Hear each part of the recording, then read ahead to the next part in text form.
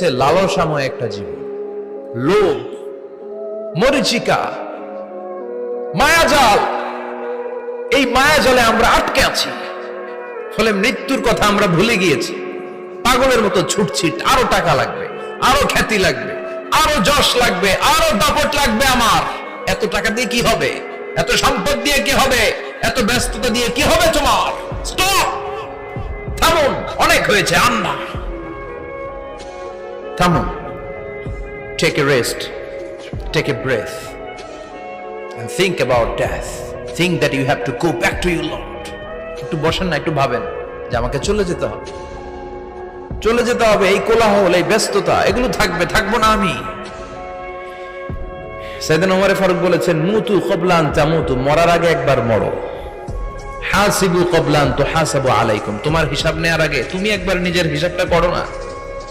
কাগজ বের করে একটু লিখো না, কি কি ভালো কাজ করছিলা, যেগুলো দিয়ে নাজাতের ওসিলা হতে পারে।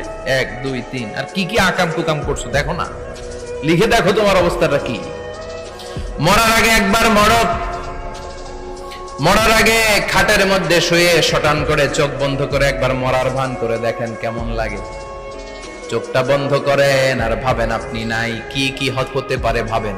আপনার ছেলে মেয়েরা কান্না জুড়ে দিবে, আপনার প্রাণের স্ত্রী বিলাপ শুরু করে দিবে, বন্ধু বান্ধবের চিৎকার আর মাতম, স্থানীয় এলাকার মসজিদে ঘোষণা, অমুক এলাকার নিবাসী অমুক ভাই অমুকের ছেলে অমুক দুনিয়ায় নাই।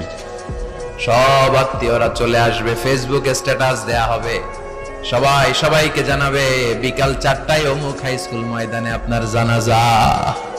ছুটে আসবে, সবাই ছুটে আসবে আপনাকে শেষ বিদায় দিতে, গুড বাই জানানোর জন্য, আল ওয়াদা, বিদায় জানাতে আসবে সবাই। 4 তাকবীর দিয়ে আপনার জানাজা হবে, অশ্রুসিক্ত জানাজায় আপনার বিদায় হবে। কাঠের খাটিয়ার মধ্যে করে কাঁধে তুলে আপনার কবরে নেওয়া হবে। আগে থেকে খুঁড়ে রাখা কবরটার মধ্যে আপনারে বিছিয়ে দেয়া হবে। বাঁশের কচি দিয়ে তার উপরে মাটির চাপা দিয়ে সব চলে যাবে। ভাবেন না একবার চোখ বন্ধ করে, this is the circle of life, this is the nature of life. এটা সবার হবে, আমার হবে, আপনার হবে। এত মায়া, এত ভালোবাসা কই যাবে? কেউ থাকবে না, সবাই আপনার অন্ধকার কবরে রেখে দিয়ে চলে আসবে। উপরে বাঁশের কঞ্চি, তার উপরে মাটির চাপা, অন্ধকার আর অন্ধকার। এই অন্ধকার যেন শেষ হতে চায় না, শুধুই অন্ধকার, ঠিক কি না? এজন্য আমাদের চলে যেতে হবে। দাদা গেল, চাচা গেল, মামা গেল, আমাদেরকেও যেতে হবে, জোরে কোন ঠিক কিনা? একদিন মাটির ভেতরে হবে ঘরে মন আমার, কেন বন্ধ দালান ঘর, প্রাণ পাখি উড়ে যাবে পিঞ্জর ছেড়ে।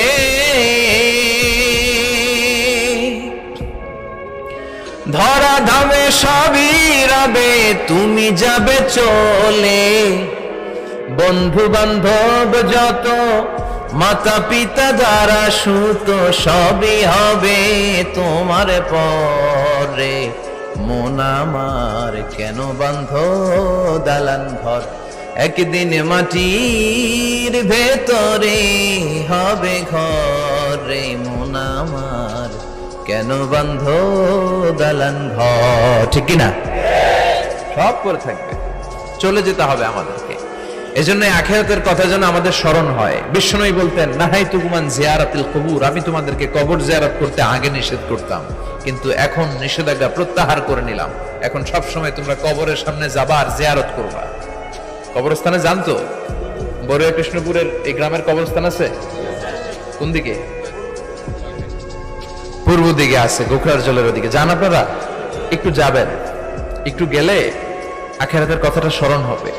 ওখানে ছোট শিশুরা শুয়ে আছে, কিশোর যুবকরা আছে, আপনার মতো তাগড়া যুবক মুরব্বীরা আছে। এরা এই এলাকায় থাকতো, এরা আকাশ থেকে নেমে আসে না, এই এলাকার সন্তান আজ নাই। একটা সার্টেন পিরিয়ড শেষে আপনিও থাকবেন না। This is the nature of life, this is the circle of life. ছোট্ট শিশু হয়ে এসেছিলেন, শৈশব, কৈশোর, যৌবন, প্রৌঢ়ত্ব। আগে ছিলেন সিঙ্গেল, বিয়ে করে হয়ে গেলেন ডবল। এরপরে আল্লাহ আপনাকে একটা মেয়ে দিল, এরপরে মেয়েকে বিয়ে দিয়ে শ্বশুর হলেন, এরপরে ওই মেয়ের ঘরে সন্তান হতে নানা হলেন। আর কতদিন? অনেক দিন হলো তো, অনেক লম্বা সময় পেয়েছেন আপনি। Think about death. এবার যাওয়ার কথা ভাবেন। আখিরাতের সামানের কথা ভাবেন, ফিরে যেতে হবে। কি শক্তিশালী যুবক, বার্ধক্য চলে আসলে লাঠি ছাড়া চলতে পারে না। কুচকুচে কালো দাড়ি সাদা হয়ে যায়, দাড়ির শুভ্রতা, বয়সের ভার, রং ধরা যৌবন জং ধরে শেষ, ঠিক কিনা? This is the circle of life. যুবক ভাইরা, এটাই জীবন, চলে যেতে হবে, কেউ থাকতে পারবে না, ঠিক কিনা? এটা রিমাইন্ডার আল্লাহ এই সূরার ভেতরে দিয়েছেন যে তোমাদেরকে ফিরে যেতে হবে, এই লোভ লালসা ছেড়ে দাও। রব্বুল আলামিন বলেন, আলহাকুমুত তাকাসুর হাত্তা যুরতুমুল মাকাবির। ও গোলাম, দুনিয়ার সম্পদ, লোভ লালসা তোদেরকে পাগল বানিয়ে দিয়েছে।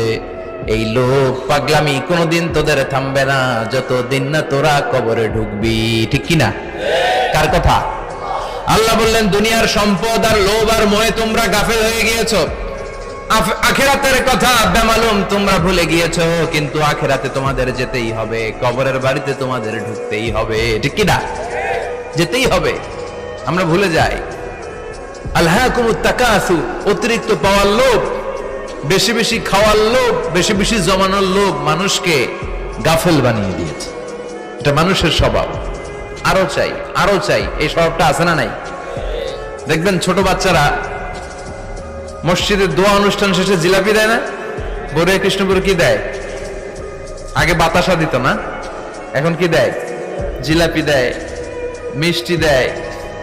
তো মসজিদের 2-3 গেট থেকে যদি দেয়, ছোট বাচ্চারা দেখবেন এদিক দিয়ে কয়েকটা নিয়ে আবার ওই গেটে লাইন ধরে।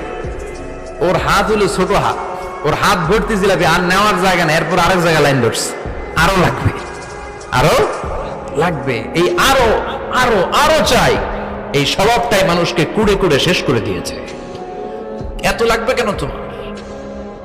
চাহিদার কোনো শেষ নাই, unlimited demand of human being.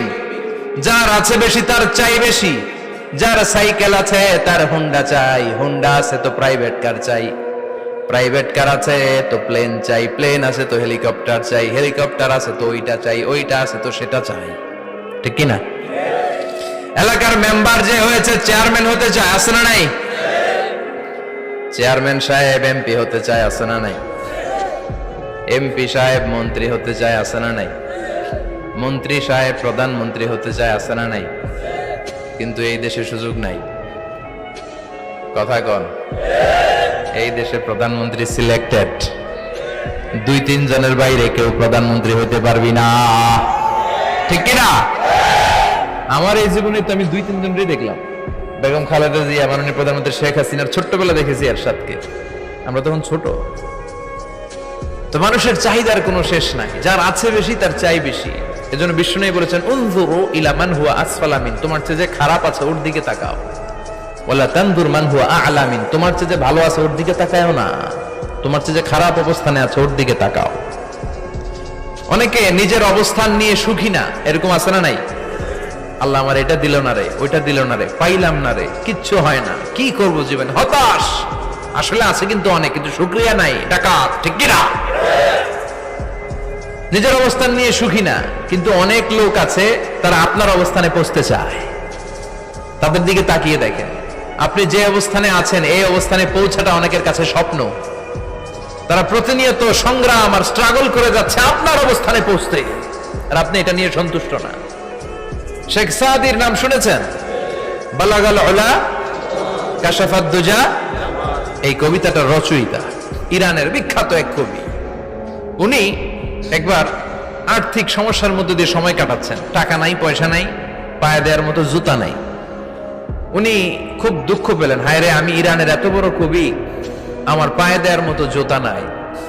দুঃখ ভরা মন নিয়ে রাস্তায় হাঁটতে বেরোলেন। হাঁটতে হাঁটতে হঠাৎ দেখলেন একটা লোক শুয়ে শুয়ে কাঁদছে, ওই লোকটার 2টা পাই নাই, পাই নাই। উনি সেজদায় পড়ে গেলেন, আল্লাহর কাছে ক্ষমা চাইলেন, আল্লাহ অনেক দিয়েছো, শুকর আলহামদুলিল্লাহ। এজন্য যেই পরিস্থিতিতেই থাকি না কেন আমরা কি পড়বো? জোরে বলেন, কি পড়বো? এজন্য কানাতু মিনাল ইসলাম, অল্পে তুষ্ট থাকার নাম হলো ইসলাম। সম্পদ লাগবে কিন্তু সম্পদের পাহাড় লাগবে না, ঠিক কিনা? অল্প খান, অল্প পড়েন, অল্প জমান, অল্পের ভেতরে বরকত ঢুকায়া দিছে কে? দেখবেন যাদের সম্পদ অল্প তারা সুখী বেশি, জরিপে এটা দেখা গিয়েছে, অনেক সার্ভেতে এটা এসেছে, যারা সম্পদশালী এরা দুঃখী বেশি, এদের দুঃখ বেশি, টেনশন বেশি। খুব স্বাভাবিক, টাকা যার বেশি রোগ তার বেশি, টাকা যার বেশি টেনশন তার বেশি, টাকা যার বেশি ঘরে শান্তি তার কম। আছে না নাই? ঘরের ভিতরে অশান্তি, ছেলে কথা শোনে না, ছেলে টানে গাঞ্জা, মেয়ে করে পরকিয়া। আছে না নাই? স্ত্রী কথা শোনে না, ভালোবাসা নাই, ঘরটা জাহান্নামের টুকরা। রোগ বালাই, এক একটা হসপিটাল বিল পরিশোধ করতে মাসে 5 লাখ 10 লাখ। আছে না নাই? কিছু খেতে পারে না, ডাক্তার একেবারে ডায়েট মেনু বেঁধে দিয়েছে। ডায়েট, ভেরি ডায়েট মেনু, এটা এটা এটা এটা কিছুই খাবেন না, শুধু গরু খাবেন না, খাসি খাবেন না, চিংড়ি খাবেন না, খালি ঘাস খাবেন।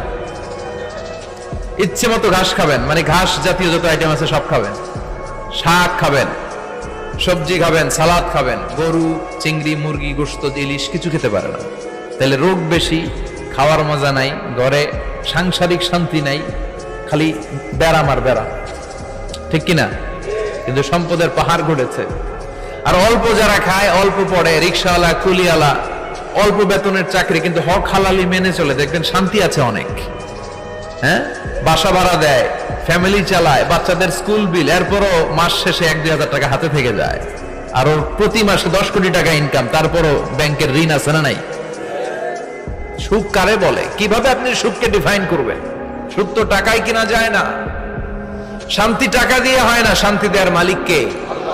শান্তি আছে অল্প খেয়ে শুকর করার মধ্যে, শান্তি আছে আলহামদুলিল্লাহর মধ্যে। চিল্লায় বলেন ঠিক কিনা?